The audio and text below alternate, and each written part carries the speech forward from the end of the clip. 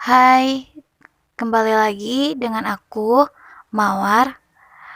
Di podcast kali ini aku bakal bacain cerita dari teman kita Indah. Halo Indah. Udah, langsung saja kita masuk ke ceritanya. Pengalaman mistis dari Indah.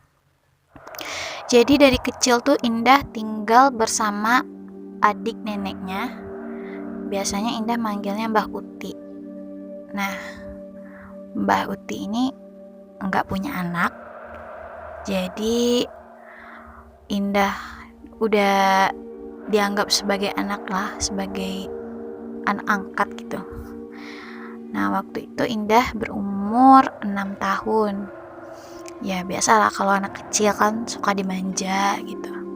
Apalagi waktu itu Mbak Uti ya terkenal orang paling kaya di kampungnya Indah di Lampung.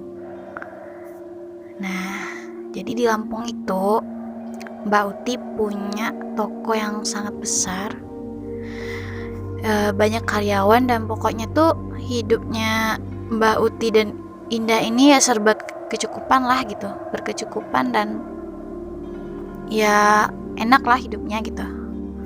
Jadi setiap bulan hari Senin Wage Mbak Uti ini selalu nyuruh si Indah ngambil telur dan ayam hitam di tempat langganan.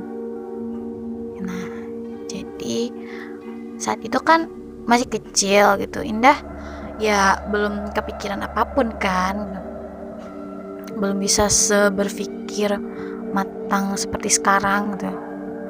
Dan Mbak Uti waktu itu punya kamar rahasia dan gak seorang pun yang boleh masuk. Kamar itu selalu terkunci. Dan ya aku nggak tahu di dalam, ya si Indah ini nggak tahu di dalam kamar itu ada apa gitu. Jadi selama berbulan-bulan, bertahun-tahun, ya berjalan seperti biasa lah gitu. Jadi si Indah ini nggak dapat ayam hitam yang diminta sama Mbah Uti. Terus kan Mbah Uti marah banget, marah besar.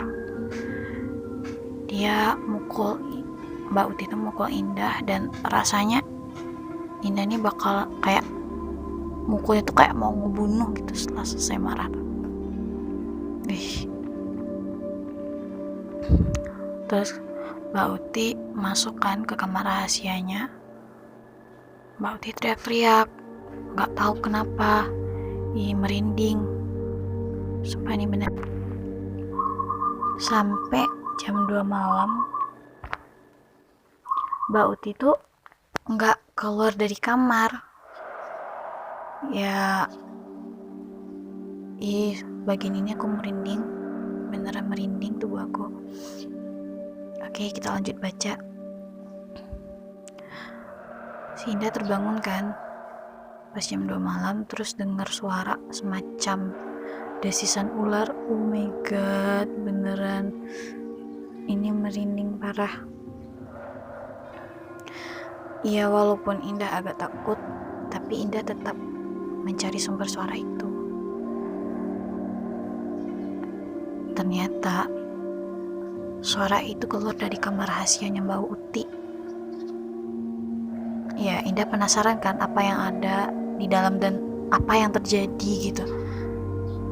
Indah pengen ngetuk pintu kamar tapi takut gitu karena masih dalam suasana marah kan. Jadi Indahnya masih takut-takut buat ngetuk pintu.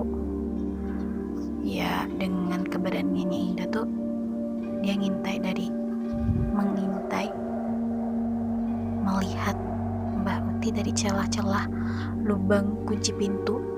Biasanya kan di gagang pintu kan ada tempat kuncinya tuh. Nah, di lubangnya itu si Indah coba lihat. Ya nggak begitu jelas sih karena remang-remang kan, udah jam 2 malam juga. Tapi si Indah cuma ngelihat Mbak Uti baring di lantai, badannya meliuk-liuk seperti ular. Oh my god, merinding beneran guys, aku merinding. Kalau aku di posisi Indah pasti aku bakal ketakutan banget. Terus baru beberapa saat si Indah ngeliat Mbak Uti. Dia dengar suara Mbak Uti nyuruh pergi tidur. Jadi selama beberapa hari Mbak Uti jatuh sakit. Awalnya cuma demam biasa, tapi lama-lama tuh makin aneh. Ya menjelang maghrib Mbak Uti pasti selalu kesakitan gitu. Mbak Uti sakit dan sedikit demi sedikit hartanya Mbak Uti ya berkurang lah gitu, udah mulai habis dan buat biaya berobat kan. Jadi semakin hartanya habis gitu, Mbak Uti semakin sakit dan Mbak Uti kemudian meninggal karena sakitnya. Nah, setelah dewasa, Indah nih baru tahu kalau Mbak Utinya itu menganut pesugihan. Oh my god, merinding banget. Jadi Indah berpesan di sini, maka syukurilah apa yang kamu miliki saat ini dan jangan hanya memikirkan nikmat sesaat. Ya, semoga kita terhindar dari godaan syaitan yang menyesatkan. Amin, amin ya Allah. Aku sependapat juga sama Indah. Selain kita mensyukuri nikmat Tuhan, aku juga mau sedikit beropini di sini. Ya, bagaimanapun sebaiknya rezeki yang kita dapatkan itu selain kita bersyukur, kita juga memohon keberkahan atas rezeki yang diberikan Allah, ya rezeki yang diberikan Tuhan. Karena keberkahan dalam rezeki itu juga perlu, apalagi juga untuk kehidupan sehari-hari gitu. Dan juga jangan aku mau pesan juga sama teman-teman yang dengar podcast ini, jangan sampai menuhankan harta di atas segala-galanya.